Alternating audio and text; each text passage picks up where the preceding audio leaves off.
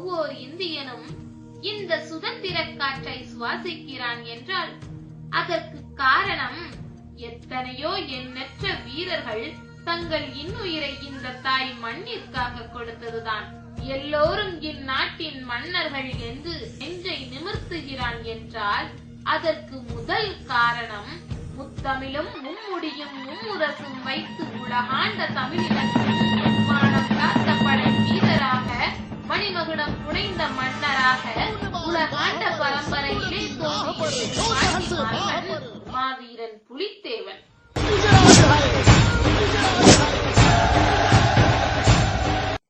தென்பாண்டி நாட்டில் திருநெல்வேலி சீமையில் தோன்றி தன்னிகரற்று தலை நிமிர்ந்து வாழ்ந்த தமிழ் மரபன் தன் பாளையத்திற்கு மட்டுமின்றி மேற்கு பாளையத்திற்கெல்லாம் தலைமை ஏற்று மாற்றாரை நடுநடுங்கச் செய்த மாபெரும் விடுதலை வீரன் இந்த மாவீரன் புலித்தேவன். இவர் 1715ஆம் ஆண்டு சித்திரபுத்திர தேவர் சிவஞான நாச்சியார் ஆகியோருக்கு மகனாக பிறந்தார். இவருக்கு பெற்றோர் இட்ட பெயர் காத்தப்ப தேவர். தந்தையார் சித்திரபுத்திர தேவர் எந்தவித இன்னல்களும் இன்றி 63 ஆண்டுகள் ஆட்சி புரிந்து தன் குடிமக்களை நல்ல முறையில் காத்தார். அவ்வழியில் வந்த நம் புலித்தேவர் வாணிக செட்டியார், வள்ளுவர் போன்ற ஆசிரியர்களிடம் ஆரம்ப கல்வியை கற்றதோடு மட்டுமல்லாது தனது 10ஆம் வயதில் இலங்கையைச் சேர்ந்த சுப்பிரமணிய ஆசிரியரிடம் சன்மார்க்க நெறியை பயின்றார். புலித்தேவருக்கு 12 வயதான பொழுதே குதிரை ஏற்றம், யானை ஏற்றம், மல்யுத்தம், வாழ்வீச்சு, வேல் எய்தல், அம்பு எய்தல், சிலம்பு வரிசைகள், சுருள்பட்டா சுழற்றுதல் என சகல விதமான போர் பயிற்சிகளும் அளிக்கப்பட்டது. புலித்தேவனின் வயதுக்கு மீறிய ஆற்றலை கண்டு அவரது பெற்றோர் 12ஆம் வயதில் அரசனாக பட்டம் சூட்டினார்கள். மக்களும் இந்த முடிவை வரவேற்றார்கள். அடி கண்ணியரே, இங்கு வாருங்கடி, இந்த கட்டழகன் தன்னை பாருங்கடி, அந்நிய நாட்டுக்கும் இவன் அரசனடி, பார்க்க அர்ச்சுனன் போலவே தோன்றுதடி என்று எத்தனையோ நாட்டுப்புற பாடல்கள் இந்த தலைவனை பற்றி பாடினாலும் அத்தலைவன் மாலையிட்ட மங்கை பனையூர் கிராமத்தைச் சேர்ந்த அவரது மாமன் மகள் கயல்கண்ணி என்ற லட்சுமி நாச்சியார். இந்த தம்பதிகளுக்கு சித்திரபுத்திர தேவர், சிவஞான பாண்டியன் என்ற 2 ஆண்மகவுகளும் கோமதி முத்து தலவச்சி என்ற பெண்மகளும் பிறந்தனர். மைத்துனன் துணை இருந்தால் மலையேறி பிழைக்கலாம் என்பது போல புலித்தேவரும் அவருடைய மைத்துனன் சவுனத்தேவரும் சிறந்த நண்பர்களாக விளங்கியதோடு மட்டுமல்லாது மக்களுக்கு தேவையான பல நல்ல பணிகளையும் செய்தார்கள். இந்த காத்தப்பத்துறைக்கு புலித்தேவர் என்ற பட்டம் எப்போது யாரால் வழங்கப்பட்டது என்றால், பாண்டியர்களின் குலதெய்வமான மதுரை மீனாட்சி அம்மனின் திருக்கோவிலில் வடக்கு வாசலில் புலி ஒன்று கோவிலை வழிபட வருபவர்களை பயமுறுத்திக் கொண்டிருந்தது. எவராலும் அதை அடக்க முடியவில்லை. உடனே மதுரை மன்னன் விஜயரங்க சொக்கநாத நாயக்கர் எல்லா பாளையக்காரர்களுக்கும் ஓலை அனுப்பி புலியை அடக்குவோருக்கு காக்காத்தோப்பு அரண்மனையும் ஏனைய வெகுமதிகளும் சன்மானமாக தரப்படும் என அறிவித்தார். அப்போதும் புலியை அடக்க யாராலும் முடியவில்லை. அப்போது இந்த நெற்கட்டான் செவ்வலை சார்ந்த காத்தப்பத்துறை பாய்ந்து வந்த புலியை பட்டன அதன் பின்னங்கால்களை பிடித்து தலைக்கு மேல் தூக்கி ஓங்கி தரையில் அடித்தார். அடிப்பட்ட அப்புலி ரத்தம் கசிந்து அந்த இடத்திலேயே இறந்தது. அன்று முதல் இந்த காத்தப்பதுரை வடக்கு வாசல் காத்தான் மாவீரன் புலித்தேவர் என்று இந்த மன்னனால் அழைக்கப்பட்டார். அதை நினைவுபடுத்தும் விதமாக மதுரையில் காக்காத்தோப்பு அரண்மனை என்ற ஒரு அரண்மனை இருந்து வருகிறது. நெற்கட்டான் செவ்வல் கோட்டை, பனையூர் கோட்டை, வாசுதேவநல்லூர் கோட்டை, ஆவுடையார்புரம் கோட்டை, களக்காடு வீரபாண்டி கோட்டை, காக்காத்தோப்பு அரண்மனை என எத்தனையோ கோட்டைகளை ஆண்டு வந்தாலும் மாவீரன் புலித்தேவர் மக்கள் சேவையே மகேசன் சேவை என்று பல தெய்வ பணிகளில் தன்னை ஈடுபடுத்திக் கொண்டார். இறைவன் மீது கொண்ட பற்றின் காரணமாக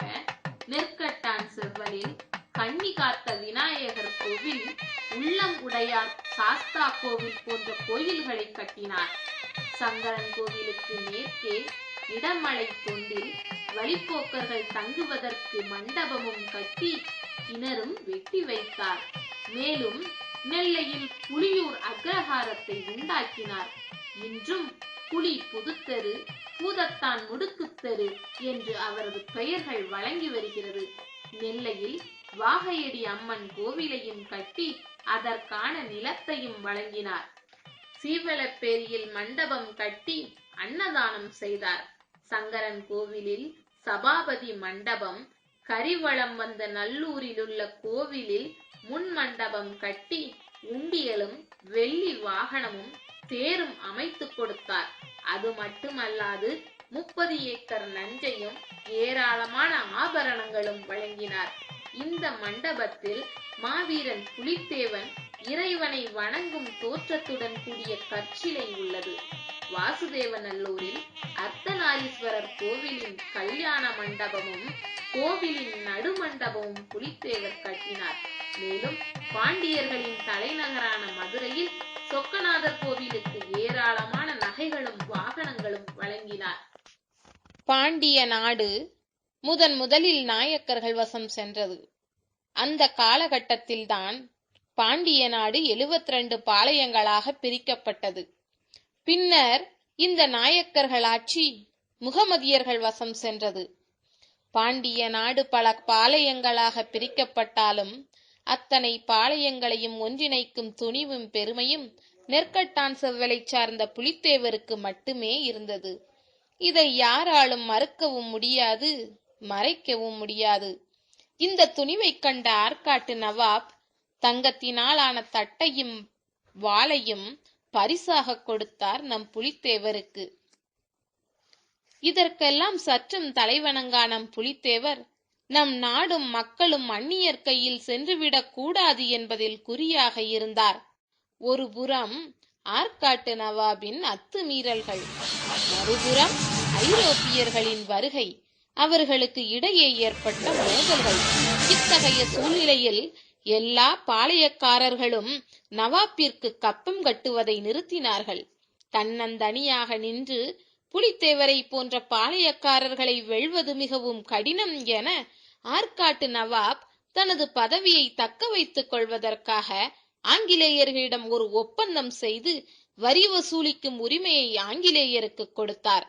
அன்றிலிருந்துதான் இந்த ஆங்கிலேயர்கள் இந்திய மன்னர்களுடன் நேரடியாக போர் புரிய ஆரம்பித்தனர். ஆற்காட்டு நவாபின் படைகள் அவரது அண்ணன் மாஃபூஸ் கான் தலைமையிலும் பிரிட்டிஷ் கர்னல் ஹெரானின் தலைமையில் கும்பினி படைகளும் பாளையக்காரர்களை தாக்குவதற்காக புறப்பட்டது. போர் என்றவுடன் சில பாளையக்காரர்கள் சமாதானம் என்ற பெயரில் கப்பம் கட்ட சம்மதித்தார்கள். ஆனால் புலித்தேவரோ மாஃபூஸ் கான் படைகளை படையெடுத்து வந்த சுவடு மறைவதற்குள் விரட்டி அடித்தார். புலித்தேவரிடம் தோற்றுப்போன மாஃபூஸ் கான் கர்னல் ஹெரானுக்கு ஒரு செய்தி அனுப்பினார். கர்னல் ஹெரானும் பீரங்கிகள், துப்பாக்கிகள், வெடிமருந்துகள் என எத்தனையோ தளவாடங்களை அனுப்பி வைத்தார். அத்தனை தளவாடங்களை வைத்து போரிட முயன்றும் நவாபின் படைகளாலும் ஆங்கிலேய படைகளாலும் புலித்தேவரின் கோட்டையில் ஒரு சிறு விரிசலை கூட உண்டு பண்ண முடியவில்லை. மாறாக அவர்கள் கொண்டு வந்த அத்தனை தளவாடங்களும் ஆயுதங்களும் தீர்ந்தது. புலித்தேவர் கோட்டையை விட்டு வெளியேறி வந்து நவாபின் படைகளையும் ஆங்கிலேய படைகளும் கொன்று குவித்து சின்னாபின்னமாக்கினார். 1755ஆம் ஆண்டு நடைபெற்ற இந்த நெற்கட்டான் செவ்வல் போர்தான் இந்திய வரலாற்றின் விடுதலைக்காக முதல் முழக்கமிட்ட போர் என்றால் எல்லளவு மையமில்லை. அந்நியன் எவனும் தன்னுடைய பகுதியில் வரி வசூலிப்பதற்காக காலடி எடுத்து வைக்க கூடாது. வரி என்ற பெயரால் ஒரு மணி நெல்லை கூட கப்பம் கட்ட மாட்டேன் என்று துணிந்து கூறினார் புலித்தேவர். அன்றிலிருந்துதான் இந்த நெற்கட்டும் செவ்வல் என்ற பெயர் நெற்கட்டான் செவ்வல் என்று அழைக்கப்பட்டது. மீண்டும் 1756இல் ஸ்ரீவில்லிபுத்தூரில் இருந்து மாஃபூஸ் கானின் தம்பி ரஹீம் என்பவர் ஆங்கிலேயருக்கு ஆதரவாக குரல் கொடுத்தார். புலித்தேவர் இந்த ஸ்ரீவில்லிபுத்தூர் கோட்டையையும் தாக்கி வெற்றி பெற்றார்.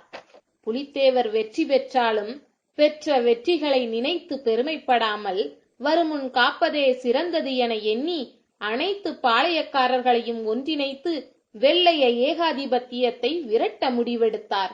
இதை கேள்விப்பட்ட ஆங்கிலேயர்கள் புலித்தேவரையும் அவரது நண்பர் பாளையங்களையும் வெற்றி கொள்வது கடினம் என எண்ணி முல்லை முள்ளால் எடுப்பது போல தமிழனுக்கு தமிழனையே எதிரியாக்க திட்டமிட்டனர். அதனால் சுதேசி படை என்ற ஒரு படையை அமைத்து அதில் யூசுப் கான் என்ற தமிழனை தளபதியாக நியமித்தார்கள்.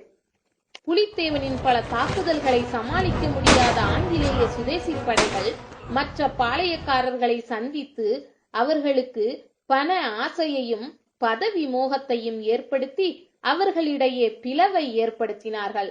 மனந்தளராத புலித்தேவர் ஆங்கிலேய படைகளை திருநெல்வேலி, பாளையங்கோட்டை, சேத்தூர், கங்கை கொண்டான் போன்ற இடங்களில் நடைபெற்ற படையெடுப்பில் நேருக்கு நேராக நின்று போரிட்டார். ஆங்கிலேயர்கள் எவ்வளவோ போரிட்டும் புலித்தேவரை பணிய வைக்க முடியவில்லை. 1759 ஆண்டு நவம்பர் 6ஆம் தேதி மீண்டும் புலித்தேவருக்கும் ஆங்கிலேயருக்கும் வாசுதேவநல்லூரில் போர் மூண்டது. ஏறத்தாழ 2 மாதங்கள் நடைபெற்ற போரில் மனம் தளராத நெற்கட்டான் செவ்வல் வீரர்கள் ஆங்கிலேய படை வீரர்களை ஓட ஓட விரட்டி வாசுதேவநல்லூர் கோட்டையை காத்தனர்.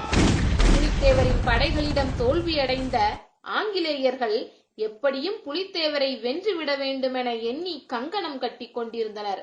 இத்தகைய இன்னல்களுக்கு இடையே இந்த ஆங்கிலேயர்களை வஞ்சம் தீர்த்து கொள்ள நினைத்த டச்சு அரசாங்கம் படைகளையும் பீரங்கிகளையும் இலவசமாக புலித்தேவருக்கு வழங்க தயாராக இருந்தது.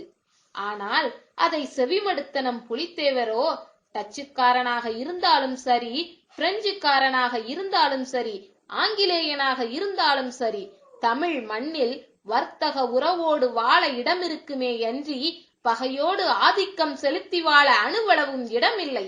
பாண்டிய நாட்டின் சிறப்புக்கே உரியதான தூத்துக்குடியின் முத்துக்குளிப்பு தொழிலை கைப்பற்றிய டச்சுக்காரர்கள் உடனடியாக தூத்துக்குடியை விட்டு வெளியேற வேண்டும். முத்துக்குளிக்கும் தென்கடல் தமிழனின் தனி சொத்து. அதை கைப்பற்றியவர்கள் யாராக இருந்தாலும் அவர்கள் தமிழர்களின் எதிரிகளே என்று கூறினார். இதனால் இந்த டச்சுக்காரர்களும் மறைமுகமாக புலித்தேவரை எதிர்த்து வந்தனர். புலித்தேவரிடம் படுதோல்வியடைந்த ஆங்கிலேயர்கள் எப்படியும் புலித்தேவரை வென்றுவிட வேண்டும் என கங்கணம் கட்டி கொண்டிருந்தனர். இதனால் 1767ஆம் ஆண்டு ஆங்கிலேயர்கள் மீண்டும் வாசுதேவநல்லூர் கோட்டையில் தாக்குதல் நடத்தினார்கள். இந்த தாக்குதல் பற்றி 28/5/1767 படை தளபதி கர்னல் டொனால்ட் காம்பல் என்பவர் ஆங்கிலேயர்களுக்கு ஒரு கடிதம் எழுதினார். அந்த கடிதம் என்னவென்றால், பீரங்கி குண்டுகளாலேயே வாசுதேவநல்லூர் கோட்டையை தகர்க்க முடியவில்லை. குண்டுபட்ட இடங்களில் ஓட்டைகள் மட்டுமே விழுந்தன. ஓட்டைகளை புலித்தேவனின் வீரர்கள் பச்சை மண்ணும் பனை நாரும் கொண்டு அப்போதைக்கு அப்போது அடைத்து விட்டார்கள். விடாது சுட்டுத் தள்ளச் சொன்னேன். ஓட்டைகளை தமிழ் மறவர்கள் தங்கள் உடல்களாலேயே அடைத்து நின்றார்கள். சுட்ட இடங்களிலெல்லாம் மணலும் நாரும் எப்படி சிதறுமோ அப்படியே புலித்தேவனின் வீரர்களின் உடல்களும் சிதறின. அதன் பின்னரும் அந்த வீரர்கள் அஞ்சாமல் தங்கள் பணியை செய்வதைக் கண்டு என்னால் வியக்காமல் இருக்க முடியவில்லை. நாகரீகம் குறைந்தவர்கள் என்று நம்மால் கருதப்படுகின்ற தமிழ் மறவர்களின் வீரம் நம் ஐரோப்பியர்களின் வீரத்திற்கு எந்த வகையிலும் குறைந்ததன்று. இந்த கடிதம் புலித்தேவரை மட்டுமல்ல, புலித்தேவனின் வீரர்களும் எவ்வளவு வீர தீரமாக இந்தியாவின் விடுதலைக்காக செயலாற்றினார்கள் என்பதற்கு மிகச் சிறந்த எடுத்துக்காட்டு. அதனால்தான் இன்றும் எழும்பூர் ஆவண காப்பகத்தில் இந்த கடிதம் அரசால் பாதுகாக்கப்பட்டு வருகிறது. அந்த தாக்குதலின் முடிவில் புலித்தேவரும் அவரது படை வீரர்களும் தலைமறைவாகிவிட்டார்கள். தலைமறைவான புலித்தேவர் சிறிது காலம் வாசுதேவநல்லூர் அருகிலுள்ள மேற்கு தொடர்ச்சி மலையில் ஒரு குகையில் வாழ்ந்தார். அந்த காலகட்டத்தில் பனையூர் அருகேயுள்ள ஒரு காட்டுப்பகுதியில் ஒரு கூடாரம் அமைத்து புலித்தேவரின் மனைவியையும் மக்களையும் உசிலம்பட்டியைச் சேர்ந்த ஈஸ்வரத்தேவர் என்பவர் பாதுகாத்து வந்தார். அங்கே பிரிட்டிஷ் படைகள் சென்று போரிட்ட போது புலித்தேவரின் மனைவியும் மக்களும் ஈஸ்வரத்தேவரும் தங்களால் முடிந்தவரை எதிரெதிராக நின்று ஆங்கிலேயருக்கு எதிராக போரிட்டனர். கூடாரத்திற்கு தீயிட்டு கொளுத்தினார்கள் ஆங்கிலேயர்கள். அந்நியன் கையில் அகப்பட்டு சாவதை விட அக்கினிக்கு இரையாவதில் பத்தினிக்கு தவறில்லை என எண்ணி அந்த தீயிலேயே மாண்டு போனார் புலித்தேவரின் மனைவி லட்சுமி நாச்சியார். அதனால்தான் அவரின் வீரத்தை போற்றும் விதமாக அவரது உருவம் பொறிக்கப்பட்ட நடுக்கல் அந்த பகுதியில் இடப்பட்டு அந்த நடுக்கல் ஒரு அம்மன் தெய்வமாகவே அவ்வூர் மக்கள் வழிபட்டு வருகின்றனர் இன்றும். இப்படி தனது மனைவியை இழந்து பெற்ற மக்களை பிரிந்து வாழ்ந்தாலும் தமிழனுக்கு உரிய தன்மான உணர்ச்சியோடு அந்நியன் பிடியில் நம் நாடு சென்றுவிடக் கூடாது என்பதில் குறியாக இருந்தார். குகையில் இருந்து கொண்டே ஒற்றர்கள் மூலம் நாட்டில் நடக்கும் செய்திகளை அறிந்தார் புலித்தேவர்.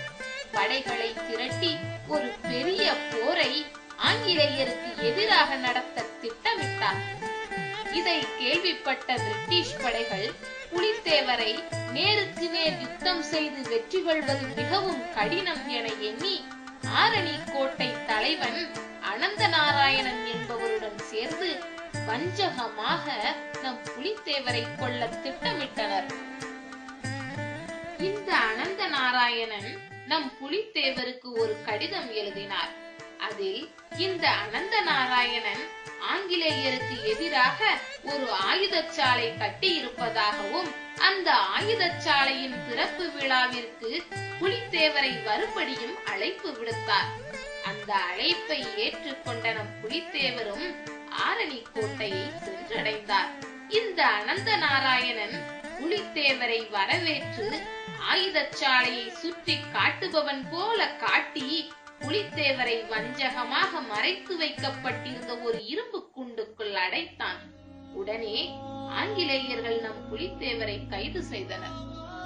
இப்படித்தான் இந்த ஆங்கிலேயர்கள் நம் புலித்தேவரை கைது செய்ய முடிந்தது.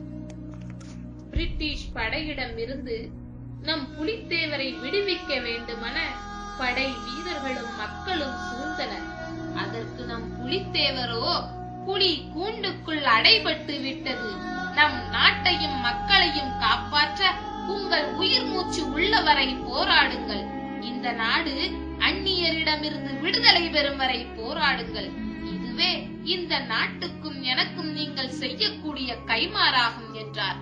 இப்படி நம் புலித்தேவரை கைது செய்து பாளையங்கோட்டைக்கு கொண்டு செல்லும் வழியில் சங்கரங்கோயில் வந்தடைந்தனர் வெள்ளையர்கள்.